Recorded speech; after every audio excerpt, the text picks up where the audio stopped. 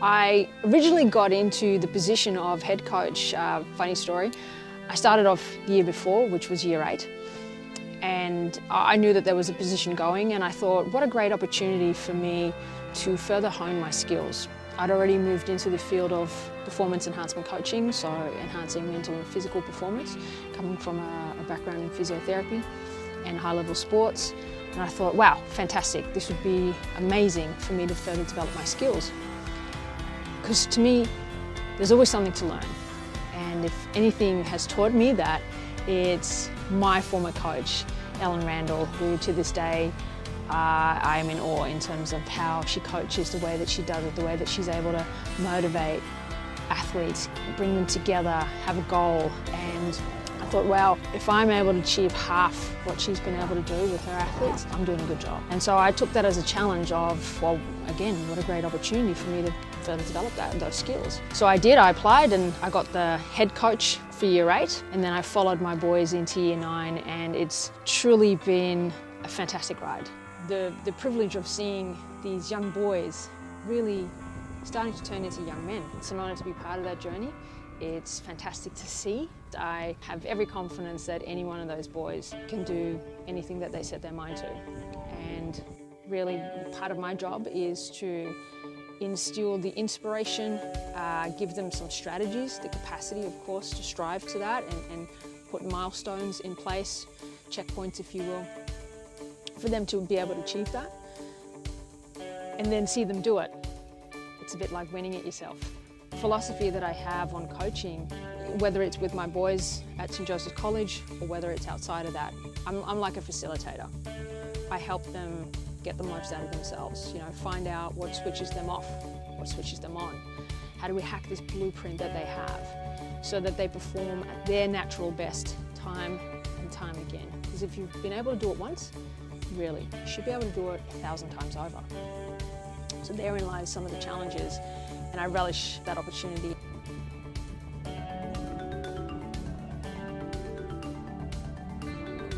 A very exciting afternoon or morning I should say, because my boys are going to be doing an ice bath. It's pretty cool. So they've just gone out for several rows and worked themselves really hard during training camp, and now they're going to be going in here. And there's more where that came from. So really good for recovery, good for physical recovery of course, but also the mental recovery, the mental prep, the breathing, making sure that you're in control of your own mind as well as your body. After the January training camp, the boys performed well in their races with solid placings in their lead-up regattas to the Review Gold Cup, without coming away with a win. Coach Molenaar made it a focus in her cruise build-up towards the biggest day on the junior GPS calendar to train on the course, so they'd do well on the day. Depending on how you steer the course will depend whether or not you have the shortest course or not. Harrison and Wilfview, if you're on that end, which means you're going to pass the boys on your right. You want to make sure that you're really close to it. The further away you are, the more you end up going. All right, Will, up by 2.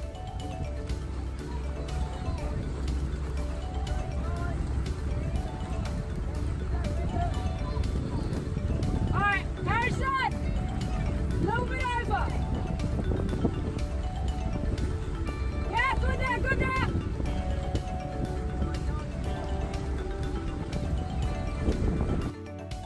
On the day, Coach Molenaar talked tactics with her crews.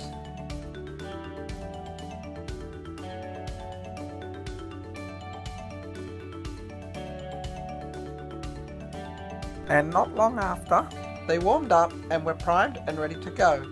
On the back of being buoyed by the success of all the crews who had rowed before, including great wins to the 7th and 4th Year 9 quad sculls, as well as a very close second place to the 5th crew,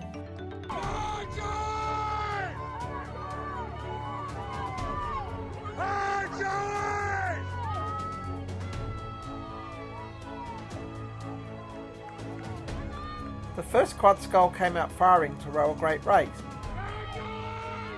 as they caught Sydney Grammar and beat them across the line in the closest of finishes, 0.33 of a second.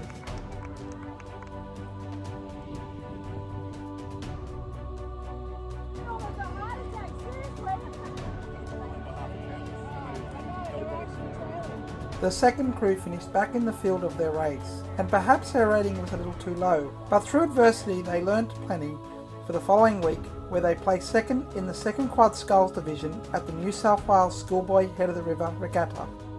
You guys got some energy to burn? Yeah, no, it's a Wednesday. That's right. That's it. That's right. You know, It's a Wednesday. Wednesday. All right. Off you go. And perhaps it's apt that Coach Molenaar gives a final rundown of her young crew's season and development. It's been a very rewarding year. They've done themselves very proud, and after that Gold Cup, I was a very proud coach. And then to top it off, the week after, when they went to the New South Wales Schoolboy Head of the River, wow, they actually blew me away. I mean, I had hopes, and I never put the expectations on them because I didn't want that. I wanted them to fulfill their own expectations. You know, again, my job is to instill the belief, and if they don't have it, they borrow mine. And they did that, and man, tenfold. I had, 6 out of the 7 boys, 3 came second and 3 came first in the very first ever single sculling race, which was phenomenal.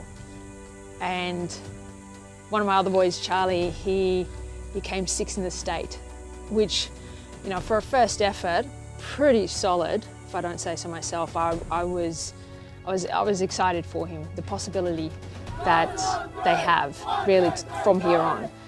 And like I said, I got to be part of that. Coach Molenaar should be proud of all the Year 9 crew's outstanding results. As head coach, she worked closely with all the crew's coaches. As for her young rowers, she's happy they'll be stepping into senior crews over the next few years as they attempt to emulate their 2019 First 8 heroes.